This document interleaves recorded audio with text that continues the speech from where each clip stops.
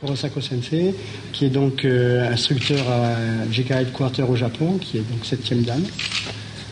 Sawada Sensei, qui est instructeur international, qui est en Belgique, qui est aussi 7e dan. Umura Sensei, qui est chef instructeur de la Thaïlande, qui est aussi 7e dan. Et vous-même chef instructeur de la France, Daniel Lottier, je suis 7e dan. Un beau plateau d'instructeurs de karaté à La Roche-sur-Yon. Le dojo lyonnais de karaté accueillait un stage international de la Japan Karate Association, seule organisation reconnue par le Japon dans l'enseignement du karaté. Sous mon impulsion, donc, je suis instructeur à La Roche-sur-Yon et au Poiré-sur-Vie. Et donc depuis 5 ans, nous organisons un stage national.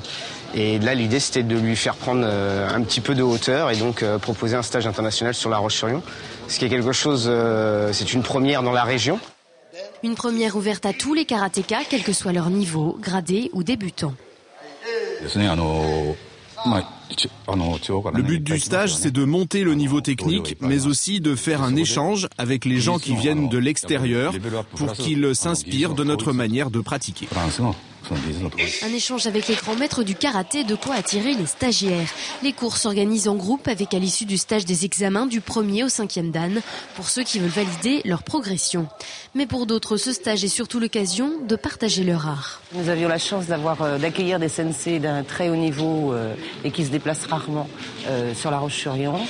Également l'occasion de rencontrer des gens gradés d'un haut niveau également, de la France comme de l'Europe et du monde, puisque nous avons une Libanaise, des Écossais, etc. Et puis partager quelque chose qu'on aime, quoi, tout simplement. Les instructeurs transmettent leur savoir au travers des valeurs du karaté traditionnel, la rigueur, le respect et la maîtrise de soi. Et même si quotidiennement chacun des participants pratique à des kilomètres de l'autre, les bases restent les mêmes.